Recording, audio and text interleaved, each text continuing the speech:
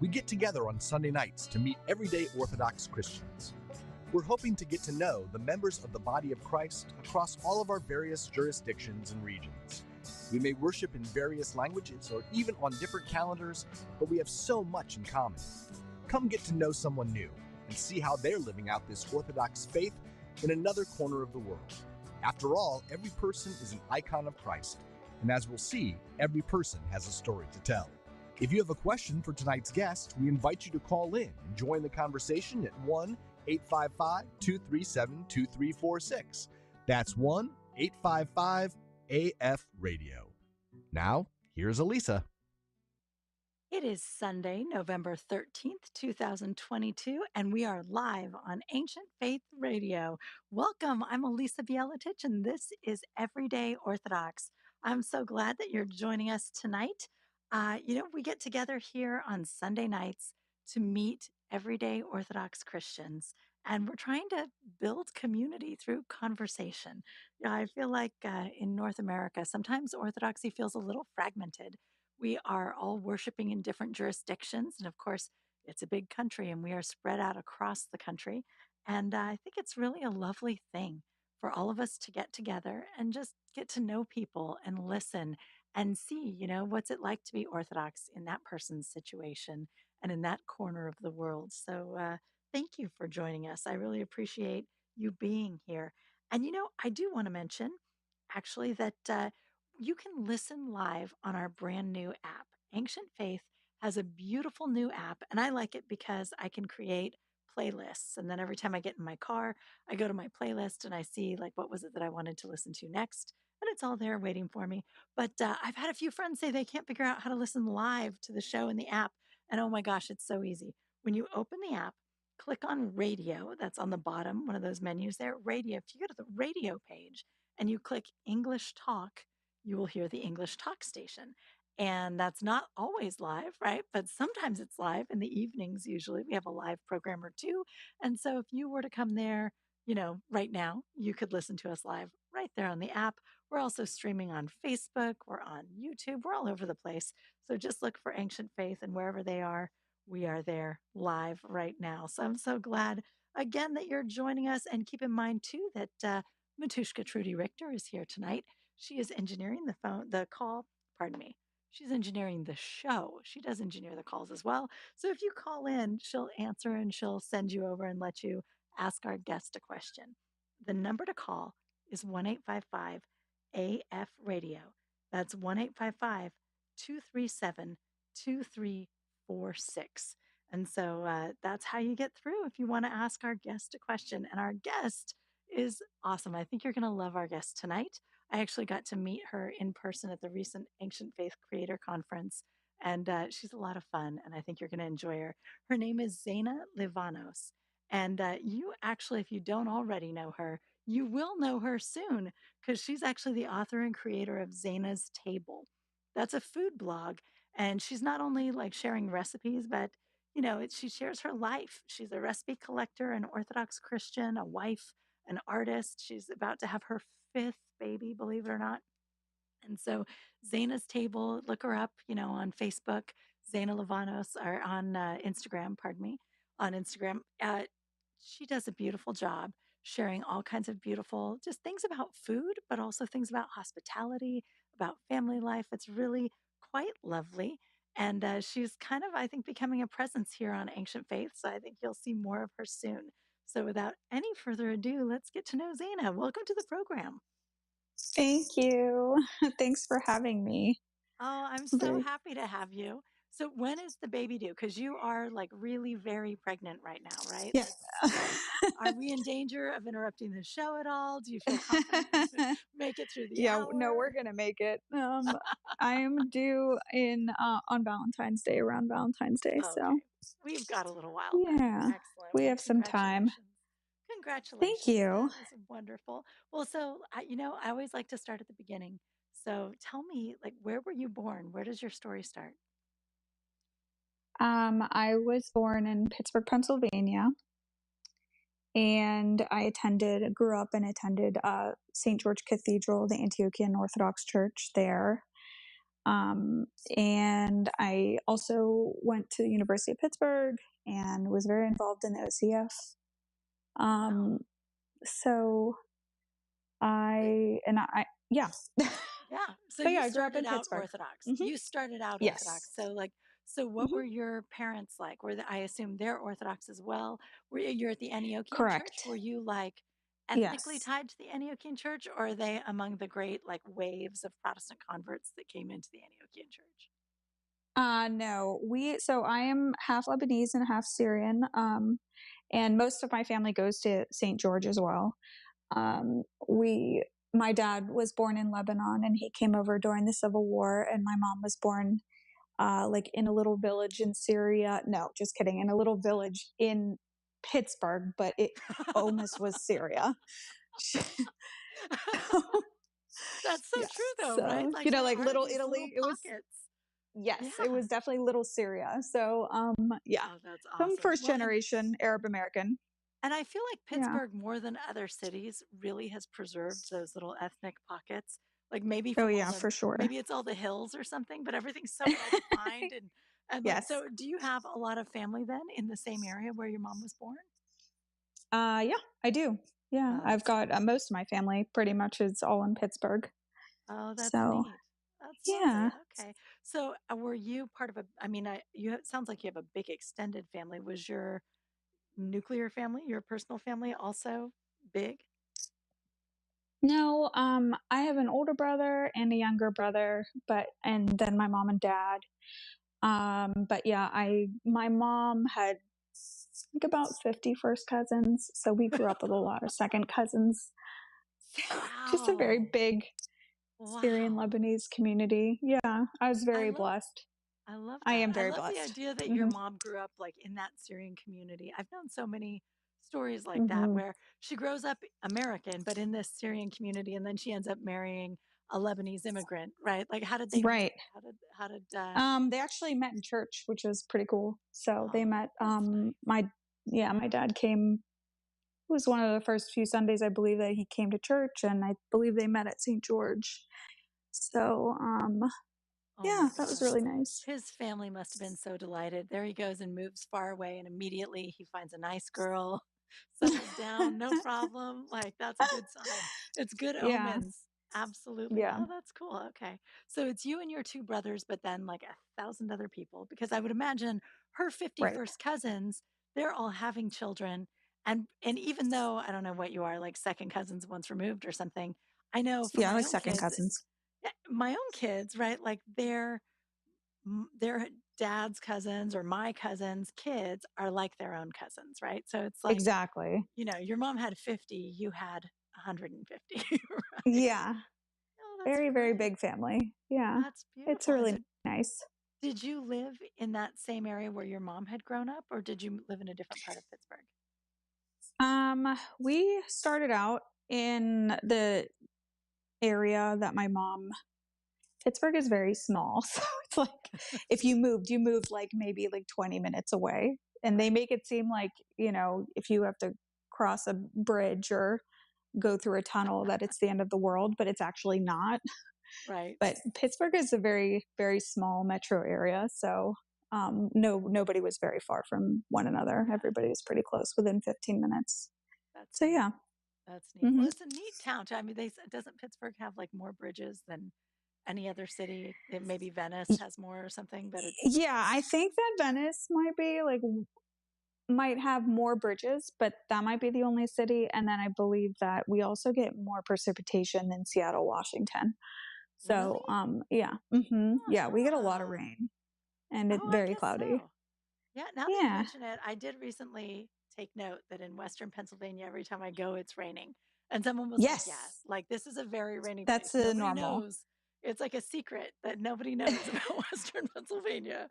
But there you Right. go. Well, that's But lovely. everybody stays because we all have family there, so everybody, nobody wants to leave. So you moved a little bit further away, but you were still driving back to the very long 20-minute haul all the way back to church, I assume. So does that mean No, that it was like like 12 minutes to church. It was like not a big deal. it's so Yeah, like close? it's very, yeah. Did So, you go to school with the same kids you went to church with, or did you have what like that kind of split experience? yeah, I had a split experience. We have a lot of schools in Pittsburgh, and I went to a performing arts uh, high school. So it Oh, was wow. a magnet. It was a magnet program. So we really didn't grow up going to like the neighborhood school. We kind of just went to the magnet program. So yeah, and that Okay. was in the inner city. So how did you get into the magnet program? What was your performing art? Oh, I majored in visual arts, so photography, Cool. painting, serigraphy, ceramics, Hmm. all that stuff. Yeah, Oh, sculpture. that's lovely. So how does that work? Yeah. Like when you're in high school, what percentage of your time in high school has to be spent on core classes? And how much time do you really get to spend on your art when you're in a performing arts school? Well, I was really blessed.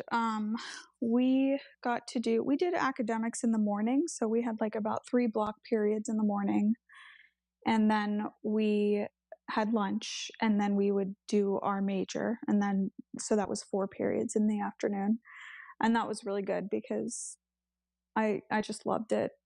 I loved the environment, and I loved learning all the different types of art, and it was a very creative, free flowing environment. It was good. I'm Oh, very that's good. grateful that I got to do that. Yeah.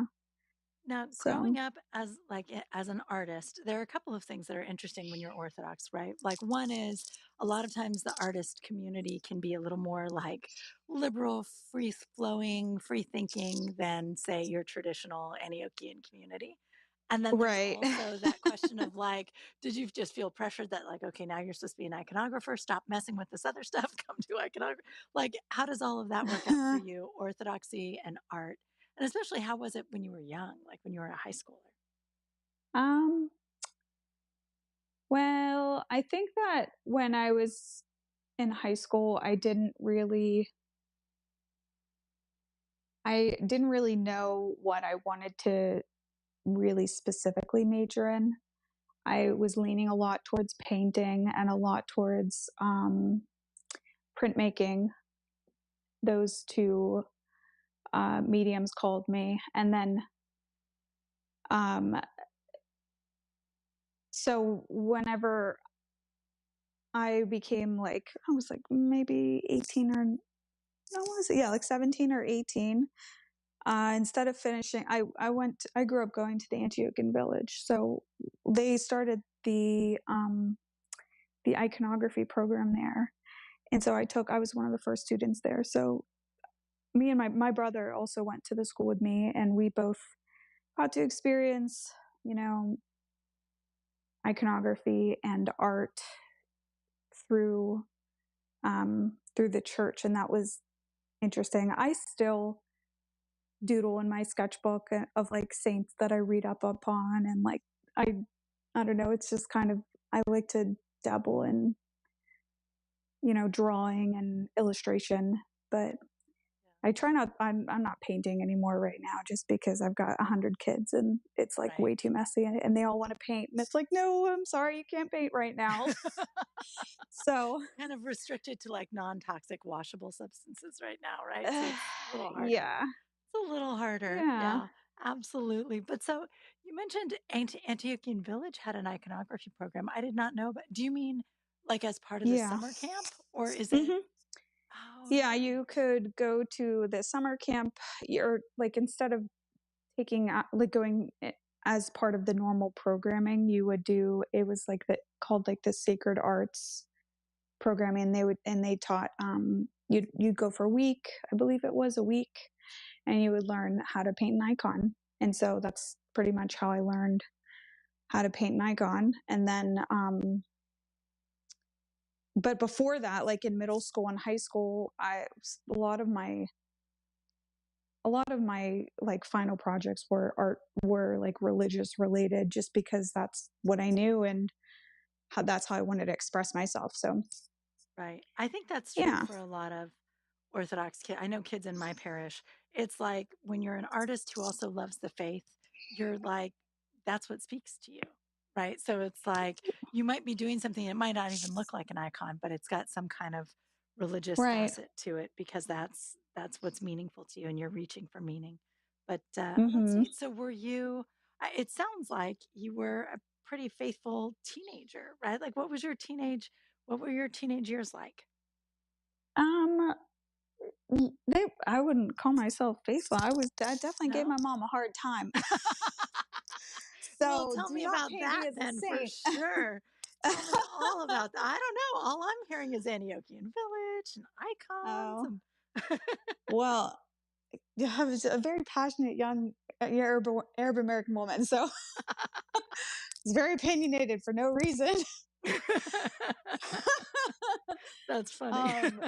Yeah. Yeah. So I don't know. Yeah. But I mean, that's I true, right? Like Arabs are a passionate people. And so yeah. presumably, like the teenagers, I have not thought about that much, but teenagers are probably a little rough on the Arab moms, frankly. Like Oh yeah, for that's sure. uh that's a lot of passion and a lot of Oh puberty yeah. all at the same time. That's Mm-hmm. wonderful. That's awesome. Yeah. But like really were you kind of a troublemaker or is it more that you were just kind of argumentative and like always passionate I about would say something? I was very argumentative, and I was always like yell first and then apologize later kind of person. That's kind of There you go. was very, There you go. but Was I your was whole also family like very that? But like, no, was that normal no. in My your house? brothers, No. no. My older brother is just he was very personable. He is, he's a people person, and more straight laced. And then my younger brother is a little bit more quiet, but also more straight. I was the troublemaker, pretty much. I was the middle child, middle child syndrome, and then Oh, also I wow. think growing up was difficult because like you, at least for me, growing up as an Arab American, like you're living in two different worlds. Like you're living in like overseas mentality, but like the old traditional way. Like my family was more traditional than people who were actually living overseas. They were very like, strict, and they didn't want me to hang out with people who were, like gonna ruin my reputation. But my mom was also very faithful and made sure that we were involved in the church as teenagers in Teen Soyo. And um, and then I and so even though I did like have my rebellious years, I really my roots were there. And so I think when I started to like calm down as a young adult, like in my 20s, and stop fighting everybody, I I like I really found the faith again as a young person and through OCF. And so my church family then became my family, and I still am best friends with some of these people, with all of these people, and we went through, we would, it was it became like a liturgical, I don't know how to even explain it. It was a rebaptism, I think as, catechumens, they go through that process and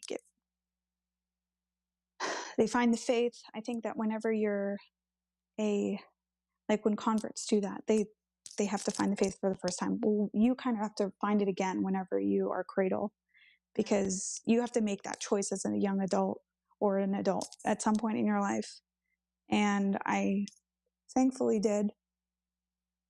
Absolutely. And I And think you're right. so, I yeah. think that's probably true in every faith, right? That there's just something about, your parents raise you in the church and, Yeah. whether you're fighting it or not fighting it, even for the kids who go through and just seem like they're just completely devout, pious kids all the way through, there still comes a point where it's like, Yeah. okay, well, now you're an adult and you're going to either grab onto this or not. But I wonder if that's not complicated. Like for someone like you, who was already kind of argumentative and struggled with, I don't know, with whatever you would call that, right? Like some kind of contrary or whatever. Like, Identity issues, I think, is what yes. it would be.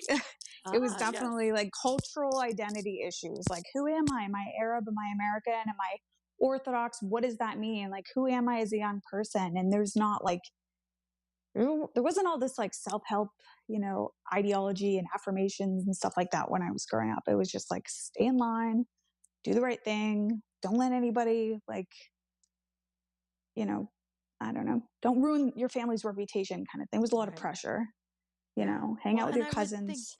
I would think that the reaction to that pressure sometimes is to push back at that age, right? And in a way, Yeah. it almost slows you down spiritually because it's all one thing. Your parents, your culture, your church, like it's all this big Hmm. group that is kind of trying to put you, I don't know, in a box or trying to define you and you're Right. trying to Define define you. Yeah, yourself. Yeah, for sure. absolutely. Oh, that's interesting. Okay, so Yeah. but college is so different. And it's interesting to me, though, that college could be so different for you because you didn't leave town. You stayed in Pittsburgh.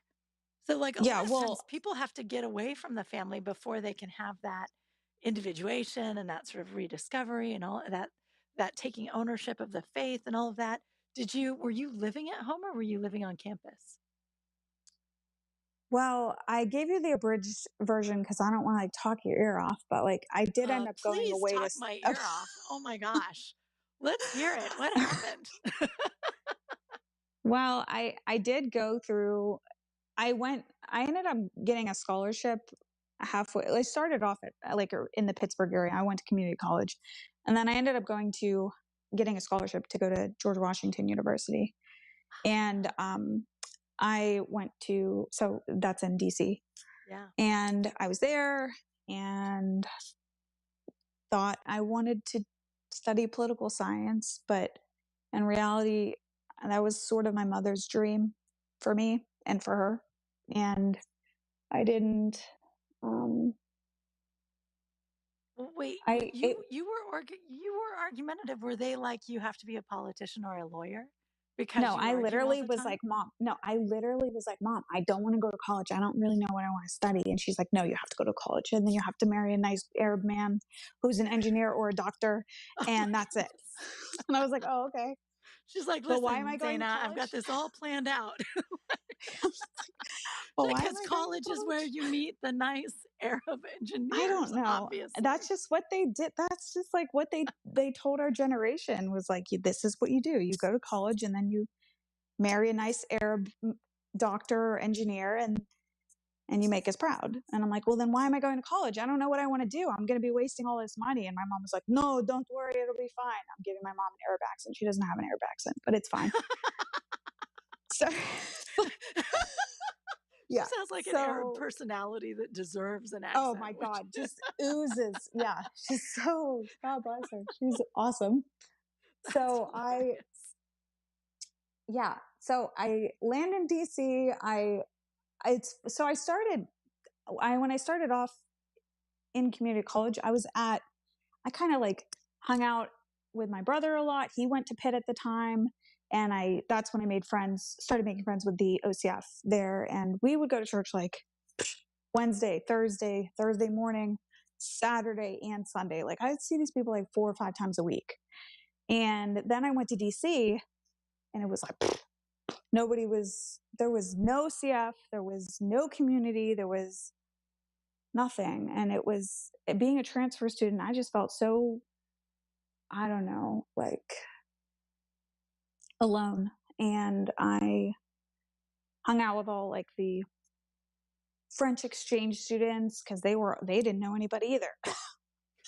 And I was like, what am I doing here studying like political science? And I was learning a lot and I enjoyed it, but like it was definitely wasn't my thing.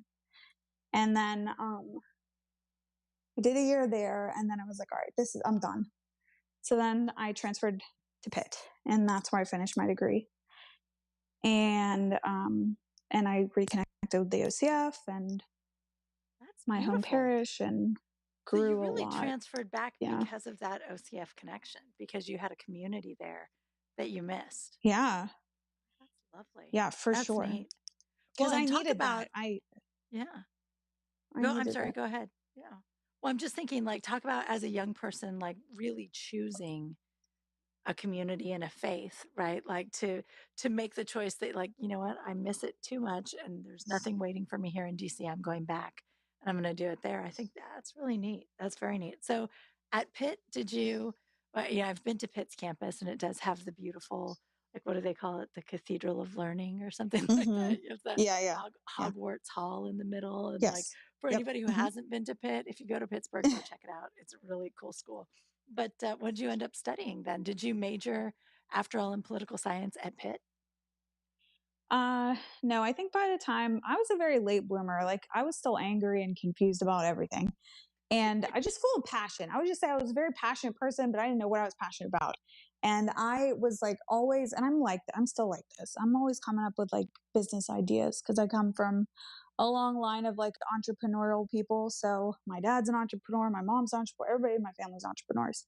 So that's like ingrained in my like psyche, in my inner psyche. So I was like, oh, by the time I figured out, oh, maybe I should study business, I'm like a junior. I was like, all right, just finish college. Then maybe you'll do business as a graduate student. So I was like, oh, maybe I'll be a lawyer, make my parents proud. I didn't know what I wanted to do still at like 21, 22. I think there's a lot of pressure that we put on young people, but like a lot of it's unnecessary. Like we're still kids. Like people are still developing at that age and mentally, and I don't know. Yep. So No, I it's for true. sure was a It's late totally true. bloomer. Well, and So it's I ended funny up because when you are 22, you're thinking like, "Oh my gosh, I'm 22 years old and I still don't know what I want to do with myself." And it's right. like, but when you say that to me as a parent of 24 and 22-year-old people, I'm Yeah. laughing because it's like, well, of course you don't know. Like, and if you Yeah. did know, you could build your whole plan and go out and get it started and find out that no, actually you're supposed to go a totally different direction. Like it's Right. okay as long as you're doing something and you're, I think, kind of cultivating your talents, like keep moving. But I think that's just parents, right? Like we just want to know that they're safe. We want to know that they're done. We want to Or know they're that on a they're like, trajectory. I get it. yes, you found your I get it. safe path and you're headed toward good things. I don't have to worry about you. I can worry about your brother next. You know, like Right. we're Exactly. just trying to file them away as like safe. But so, Right. okay, so you realized that you should do business later. Did you just get your get your bachelor's degree at Pitt and then go to graduate school for business, or what'd you do? No, so I finished up in communication and I did like a minor in Arabic studies, like language. And then I actually graduated. Well, actually, I met my husband and we got married like 6 months after I graduated college. And then I started, I was working. I worked for a lawyer as an assistant, and I did some other things. I worked in business and worked for my family a lot. And then I got pregnant and started my own business. So I was like There one you of go. those people. I'm one of those people that like wakes up in the morning, has a cup of coffee, especially as a young person. Now I'm like I'm slowing down. I'm getting a little bit tired. I had all these kids. But I would be like one of those people that like would wake up, have a cup of coffee, and have like 3 different business plans already written out, like knowing like, okay, this is like the, costs and, all these. I was just like very into business, and I came up like with 8 different businesses in college, just but didn't act on any of them. I was just, you know, not sure which one I wanted to like, Right, start with. right. So But kind of enjoying the thinking it through and the planning it out and yeah, waiting I to love see. that. I love Oh, like that's business cool. development. So yeah. Nice. Very nice. All right. Well, okay. So we're So going to take a short break, but when we come back, we are mhm. going to have to backtrack just a tiny bit and find out how you met your husband and whether or not he was a nice Arab engineer or what. So we will be back in just a few moments with Zaina Stay Livanos. tuned. Everyday Orthodox with Elisa Bielatich Davis will be back in a moment. Give Elisa and her guest a call at 855 237 2346. That's 855 AF Radio.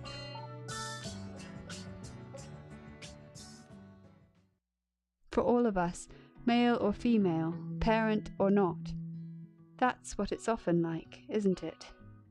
It's at the end of our own tether that the miracle happens. It is in our greatest weakness that God's strength is known. It's when we decrease that He can increase. It's in losing our life that we find it. To put it another way, it's in the spot where St. Morwenna falls down, exhausted, that her spring rises up. It's when the people of God curse Moses in the wilderness and wish themselves back in Egypt, that they hear the crack of the staff, the gush of water through the rock. It's when God Himself is spat upon, and mocked and bleeding and dead, that the glorious resurrection is ushered in. From 7 Holy Women, Conversations with Saints and Friends, now available as an audiobook at Audible, Amazon, and iTunes. We're back with Everyday Orthodox with Elisa Bielatich Davis. Do you have a question for Elisa and today's guest? Call in now at 855-237-2346. That's 855-AF-RADIO. Here again is Elisa. And welcome back to Everyday Orthodox. We're live tonight on Ancient Faith Radio. And I do want to remind you that you are welcome to call in if you like. The number is 1-855-AF-RADIO. That's 1-855-237-2346. And when we last left off for break, I was saying, that we've got to find out whether Zeina married a nice Arab boy. But actually, I'm sure that some of our audience members actually know the name Livanos and have a very good idea of who you married because you have a very well-known, your father-in-law, may his memory be eternal, was a very well-known Greek Orthodox priest, right? So apparently you have just absolutely disappointed the families. Yeah. What happened? How did they go so wrong? What happened? Well, that's really funny. Yeah, I definitely did. And my sister-in-law ended up being like the Arab doctor. So one of us married, my older brother married the Arab doctor. So he won. I love too that they're like entrepreneurs, but they're wanting you to marry doctors and engineers and stuff. Cause it's that's totally not really who they are, but it's funny. I know. But they just wanted the safe path. It's okay. Like, I get it. I'm a parent now. I didn't understand it then, but I get it now. That's right. If everybody could just be like really religious doctors, we'll all be fine. It's gonna be great. Yeah. All right. So tell me, how did you meet him? So I ended up meeting my husband at the college conference at the Antiochian Village. And he's Greek, Livanos, and he is very, I thought like, oh, he's just like really into himself. Like, who's this Greek guy? And he's like, yeah, I'm from Pittsburgh. I'm like, no, you're not. I'm from Pittsburgh and I go to OCF and I don't know you. And he was like, and I know everybody. And he was like, well, I'm from Canonsburg. And I was like, Canonsburg? I haven't even heard of Canonsburg. And he was like, so we became instantly best friends. No. Yeah. So we became friends. We started talking, and he at the time he was working. When I first met him, he came to a college conference, and then he took a break. He was in the Army and Army National Guard, and he was also working full time. So he had dropped out of college and just started working full time. And so I met him, and we took it slow. Both of us thought we were hot stuff. So it didn't click right away because we both were like, I was like, well, I'm like the princess of the Lebanese Syrian community. And I'm like, and who are you? And he's like, excuse me, I'm a Livanos. And I was like, oh, and? Like, I've never heard of you guys. I have no idea. Right. Yeah. I was like, I don't know you Greek people. And so, I don't know. So I invited him to hang out to a couple of things and he blew me off. I was like, all right, whatever. So, and then, one night he ended up calling me and, it was like the night before a drill and he called to ask if he could like stay at our like house. So I was living in a house right next to the church with, a Greek and a Serb. So we would always make jokes because it was an Arab, Greek, and a Serb living together, and we were best friends, and it was like a sitcom. Yes. And we would party all night and then go to church early in the morning. And, that was just our thing. And so our house was like, we're in Pittsburgh. It's very, people were always traveling back and forth. So we would call it like the halfway house for the Orthodox community.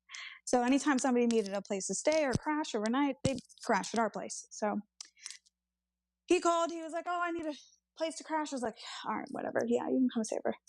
So we hosted every like Saturday night, like go to Vespers and all those OCF would come over and hang out and stuff. So he came over, hung out. He hung out, and then we ended up staying up and chatting all night long. And I was like, oh, okay, I like this guy. Seems cool. And then after that, he like actually started coming around and hanging out with the OCF people. And I was like, okay, like the Pitt OCF people, because at the time he was too busy, too Greek. Right. I'm just kidding. Throwing the Greeks under the bus right now. I'm going to get it later.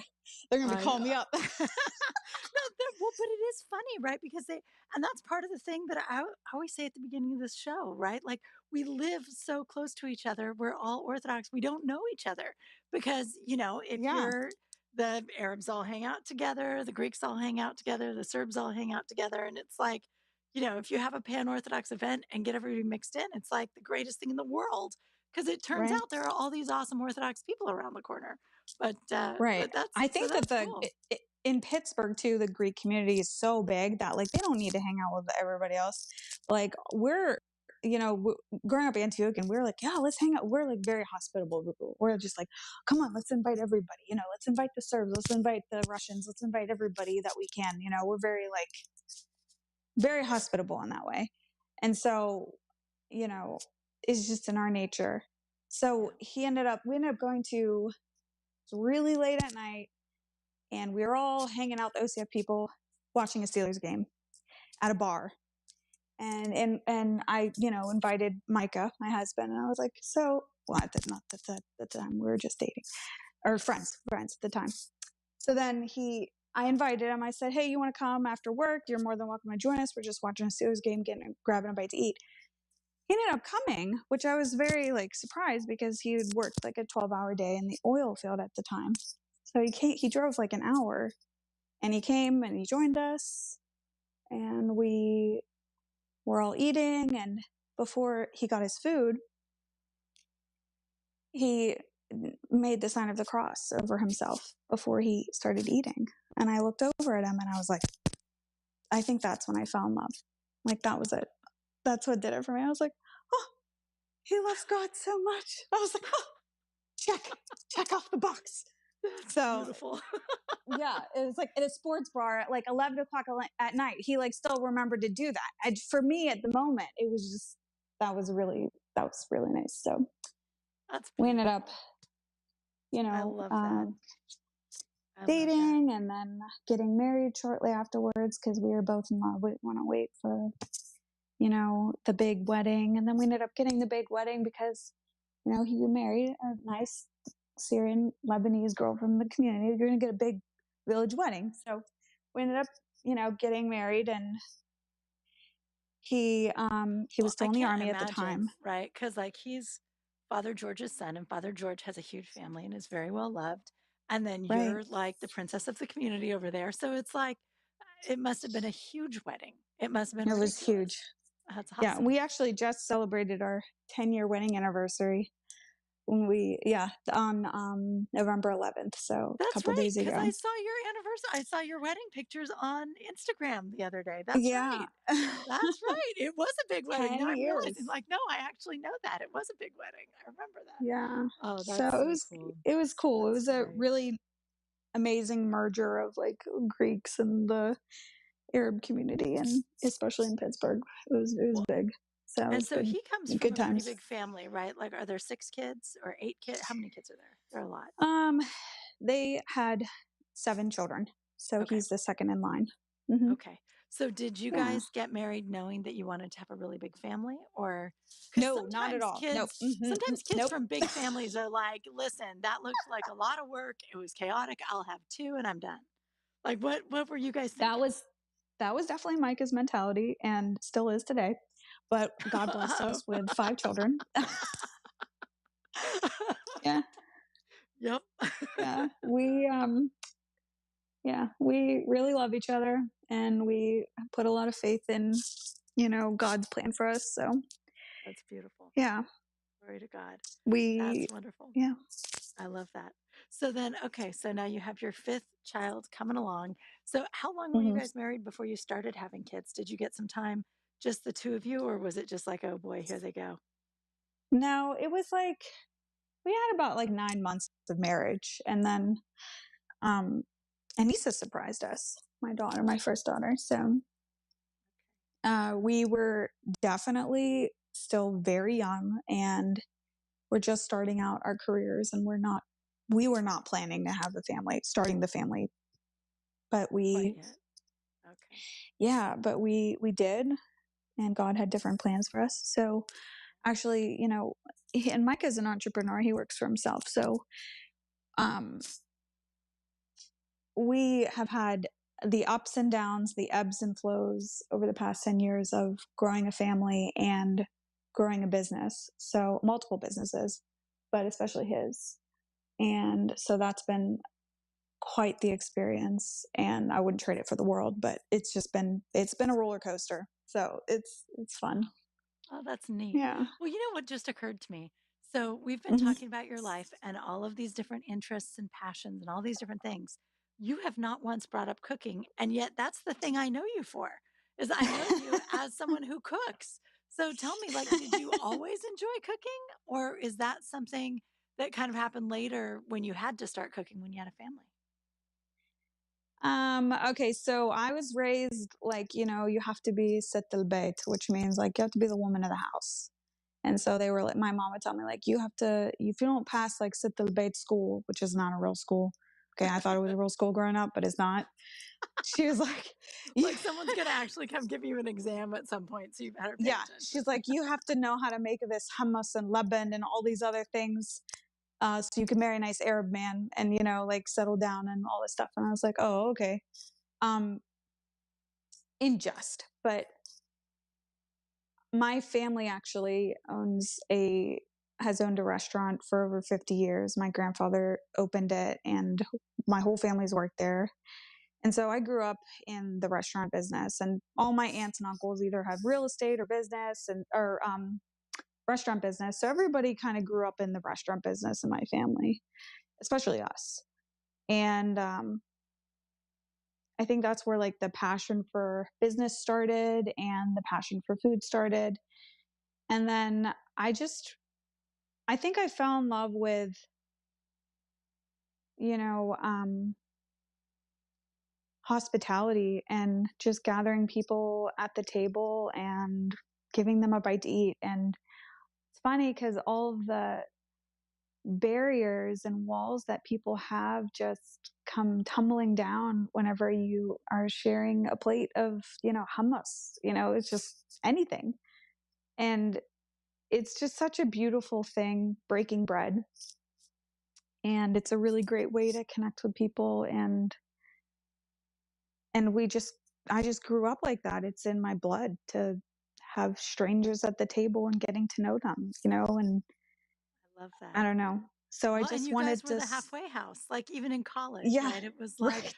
Yeah, hospitality. It was like, no, no, everybody come here, come here. Like you can, on the one yeah, hand, that's nice. Like, oh, I'll give you a place to crash. But it's also like, I kind of want to be the one that gets to host everybody when they come to town. Like right. I want to do that hospitality. And so it's just really a continuation of that same sort of energy that was already going. I love that. Oh, that's so Mm-hmm. cool. Okay. All right. Yeah. Well, so when did you start with the food blog? So I also noticed you mentioned that one of the visual arts that you loved was photography. And I know Mm-hmm. that that's a part of the food blogging, right? Like is Mm-hmm. the photographic aspect of it. So tell me like about this particular when did you start being a food blogger? What does that even mean for people who have never read a food blog? Like I mean, I was very like, I've always been posting like since the infancy of Instagram. I'd always post food. People would be posting like, I'm going to this place or that. And I'm like, here's the chicken pot pie I made, or whatever. I'd be so proud of myself. And so then I've always had interest in food photography and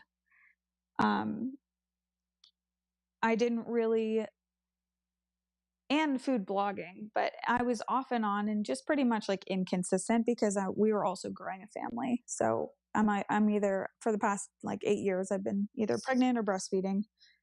And so that's like, it's a job in and of itself.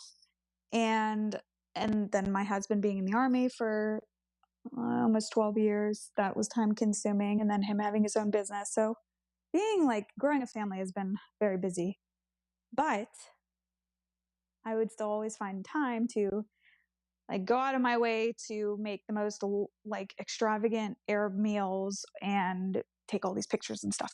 And then, and like feed people. I'd be like, come to my house, please, let me feed you. Like, that's like, hi, I'm Zeina Livanos. By the way, can you please come to my house so I can feed you? Like, that's literally like the second line in my greeting card of life. So, so then I just, whenever I connected with Melinda about, she actually asked me originally to do to participate in the children's programming and to do like a show or something for their new children's programming. And then after we were chatting and both of us, you know, like 2 hours later, we were like, she said, you need your own show. You pretty much just need your own show. And I was like, okay. Can I just interject and say the idea of you and Melinda on the phone together is just hilarious. So much fun. Both, I love her. But like you're a person with a lot of ideas and a lot of like, what if we did this with it? Melinda is like that, but like times 10. And she, like, for anyone who's never spent any time with our Ancient Faith, almost new CEO, Melinda, she is hilarious because she'll just be like, well, what do you think of this? She's amazing. What do you think of this? Oh, you know what? And it just, she's so inspiring and she has so many good ideas. And so she was started out with Ancient Faith Kids. Is that they just knew you had a lot of kids and they figured, oh, you'd be good at that? No. And then all of a sudden, no, it's like, I think it was like a food thing. Oh, no, I think it was, she wanted me to do, she like wanted me to do, I think that's what it was. The original idea, I believe, was for me to like, because a lot of my food videos, I have my children cooking with me. Like, you know, it's very messy. But like, I love it. And, you know, if I'm making grape leaves, spinach pies, avgo lemon or whatever, like the kids are right there with me. They actually get mad at me if I roll grape leaves without them. They're like, why did you do that? You know, like because it's community. It's like a bonding, you know, generational thing that you get to share with your children and your aunts, and it's a community thing. So, yep. That's awesome. Yeah. So she asked me to do that, to do something like that, like do a show or something. And then after our initial conversation and after we agreed to like actually move forward, I completely like, and at the time, this was like over the summer. So this is pretty fresh. At the time I was like, oh yeah, I'm done having kids. Like now I can finally like start doing what I want to do, like do my art and like be a mom, but also get to have something on the side that's like me and just me. And then I got pregnant and, and then we moved. And then, you know, and I started this job and I was like, I'm not letting go of this job. This is the job, but it's fun. Like, this is fun for me. I love doing the photography. I love doing, you know, I love planning the meals out because I do that anyways. Like I do a lot of meal planning at home. I do a lot of meal prepping at home. And like I oversimplify a lot of traditional Mediterranean recipes to make it simple for everyday life. So like, and to streamline it. And so I do that for my family so that we can function better and I'm not in the kitchen all the time and I can enjoy my children and take them and go do fun things because, you know, life is short. Right. So, I feel like I'm rambling and I'm sorry. No, it's great. And so I'm curious. So what exactly then are you doing with Ancient Faith? Like what is and I imagine that the whole timetable is a little slower because you've just moved. And that's another big question. What did you do? Why'd you leave Pittsburgh? Now all of a sudden you're in Dallas. That is far away. And it's a whole new adventure for you guys. But like, what an adventure. I actually moved to Dallas once and then had a baby 2 months later. So I actually know a lot about how that is. And it's busy. It's real busy is what I'd say. So I assume that the timetable for the Ancient Faith Project had to slow down a little. But what exactly is it that you're doing? What am I doing? I am just providing, I think especially after the pandemic, a lot of young people are fragmented and lonely and looking for connection. And this is an opportunity. I hope that this will grow into an opportunity for people to come together at my table and feel like they're home and connect with other Orthodox people, learn a little bit about cooking or their interest in cooking, and find a place that they can, have a meal, feed their soul and feed their bellies and feel like they're with family. And that's the goal. The goal is to gather all of the young people who are on the internet looking for connection, looking at influencers and, all of the imagery that goes with that, and just having a counterbalance, having some Orthodox representation, just somebody who's Orthodox and a parent and a wife or a spouse and a business person, but like not shoving that worldly messaging down their throats, like letting them know that they're safe, they're here, welcome to the page, Yeah. And I think that as a young person, when I was 19, and I would see that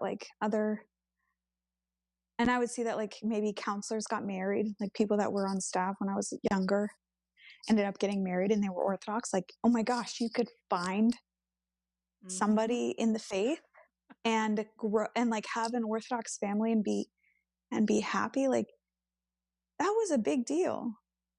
And that gave me hope that God had somebody that he intended for me. And I held on to that, and God provided. And so I just want to sort of kind of break some barriers, I think. If I were to look back at me 10 years ago, I would have never imagined that I would have met my wonderful husband and be having 5 children and living this crazy,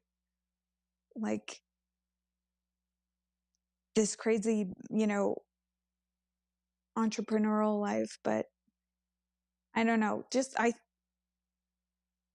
I'd like to provide that sort of hope for other people, young people who are maybe afraid that they won't find somebody in the faith, or that they are alone in some way, that they're only, I'm Arab American by myself, or, Serbian American or whatever, or I'm a convert and I'm looking for, just a community. So I'm hoping that people will be able to find that on my page as it continues to grow. And where is your page? Like, if someone listening right now is like, I am in, where do I go? Where do they find you? I think right now it's like kind of growing slowly, because as I said, we started this new venture and then we're surprised with a new blessing in our lives. And then a very quick move to Dallas. So out of my hometown that I grew up in my whole life. So I'm not putting the brakes on the blog at all, but it's definitely moving at a slower pace, a slow and steady pace. So I'm hoping that eventually we will have a website that people can access if they're not on social media. And then with that, you'll be able to subscribe to whatever new weekly newsletter that I'll come up with, which will probably include recipes, a little bit of lifestyle, and then like a meal plan for the week, that kind of thing. So I love hopefully a web page. And it's tricky with social media because a lot of it is video on Instagram, and it doesn't translate over automatically to Facebook. Mm-hmm. So yeah, that's the you trick. kind It's of all have like to, you've got your one place where you can do it, and that's kind of it. But that's yeah. something. So people, if they follow you on Instagram, then they'll Mm-hmm. know, like when the page is released and everything gets started, they'll know about it because they'll see you on Instagram, right? Right.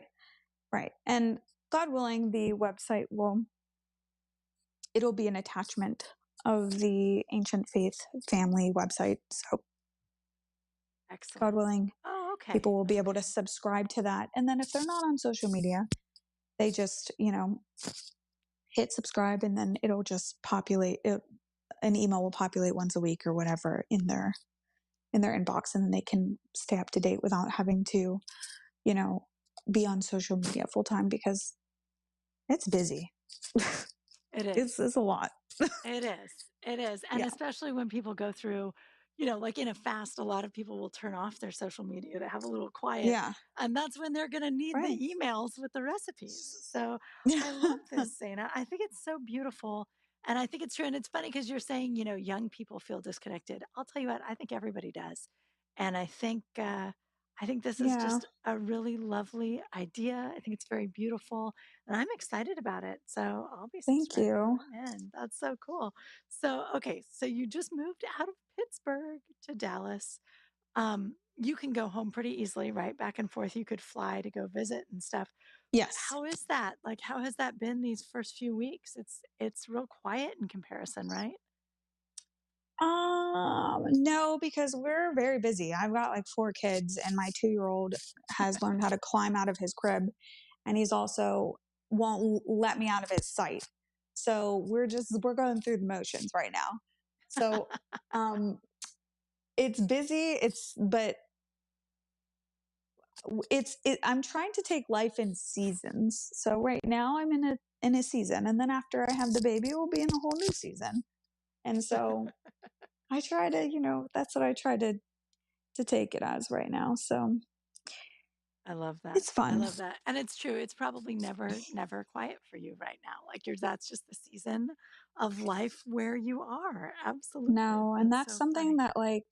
that's something I have to carve out in my day. And like if my son wakes us up at 5:30 in the morning, then my butt better be up at 5 in the morning, drinking my coffee and saying my prayers and connecting with God and writing in my journal and all that stuff. So it's something that I definitely that I fight for. I fight for. So Well, yeah. good. Yeah, you have to fight for it, but you're a fighter, so it should go pretty well. It shouldn't be a big problem. Yeah.